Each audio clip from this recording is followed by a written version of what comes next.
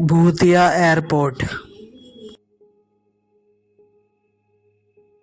मैं और मेरे 4 दोस्त हम कैलिफोर्निया जा रहे थे वेकेशंस के लिए। हमारी फ्लाइट कुछ रात के 2 बजे की थी। हम दिल्ली एयरपोर्ट पे थे। हम बहुत ही ज़्यादा एक्साइटेड थे। हम सबको पता था कि ये ट्रिप बहुत ही ज़्यादा फन होने वाली है। हम सभी बहुत ही अच्छे मूड में थे। अभी हमें फ्लाइट बोर्ड करने के लिए कुछ समय बचा था and I really had to go to washroom. मैंने अपने दोस्तों को बताया मैं वॉशरूम जाके आता हूँ और वहां से निकल गया। मैं जब वॉशरूम के पास गया मैंने देखा बहुत बड़ी लाइन लगी हुई है। मैंने एक एयरपोर्ट के स्टाफ को नोटिस किया। मैं उसके पास चल के गया। मैंने उसे कहा वहाँ पे वॉशरूम के लिए बहुत बड़ी लाइन लगी है, क्या यहाँ पे कोई दूसरा वॉशरूम है? वो स्टाफ पहले तो हंसी, फिर उसने मुझे कहा कि ये चीज उसको मुझे बताना नहीं चाहिए कि वहाँ पे एक वॉशरूम है। उसने उसका हाथ उसके पीछे पॉइंट किया था। उसने कहा कि वहाँ पे बस स्टाफ ही अलाउड है, लेकिन उसने मुझे कहा कि मैं वो टॉयलेट यूज कर सकता हूँ।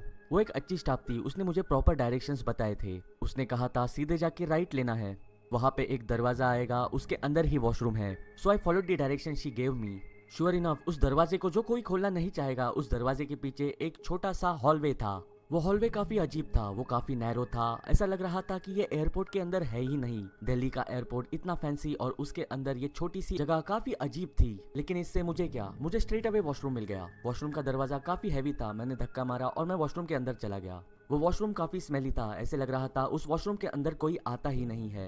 एक बात तो ठीक थी कि उस वॉशरूम में लाइट्स ऑन थी। पता नहीं क्यों मुझे ऐसे लगा मुझे वॉशरूम के बाहर का वो नैरो हॉलवे चेक कर लेना चाहिए, अगर वहाँ पे कोई है। मुझे आज भी पता नहीं मुझे ऐसा क्यों लगा। It was just an instinct feeling. तो मैं वॉशरूम के मेन डोर की तरफ गया टुवर्ड्स दैट नैरो हॉलवे। मैंने हॉलवे के दोनों भी डायरेक्शंस में देखा एंड टू माई सरप्राइज जिस साइड में लाइट नहीं थी वहाँ पे एक आदमी था।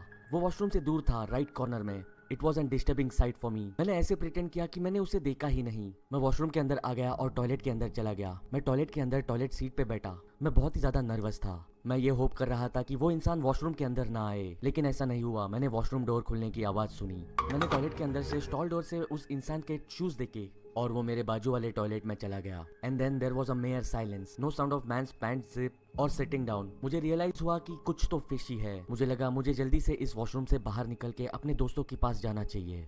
मैं टॉयलेट सीट से उठा, तभी मैंने ऊपर की तरफ देखा और तभी मैंने उस इंसान का सर देखा।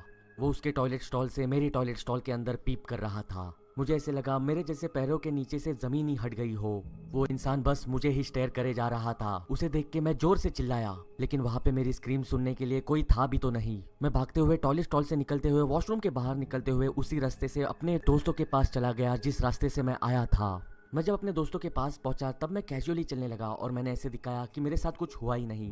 वॉशरूम में मेरे साथ क्या हुआ और उस आदमी के बारे में मैंने किसी को नहीं बताया, क्योंकि इन अ वे वो काफी एम्बेरेसिंग था और मैं नहीं चाहता था कि मेरे दोस्त मेरा मजाक उड़ाए। मेरे दोस्त थोड़े से मुझसे नाराज थे क्योंकि मैं बहुत समय के लिए गायब था और फ्लाइट का टाइम होने ही वाला था। मैं जब वहाँ पे पहुंचा मैं हेविली ब्रीथ कर रहा था, लेकिन किसी ने नोटिस नहीं किया। मैंने बताया कि वॉशरूम में लाइन बहुत थी इसीलिए समय लगा।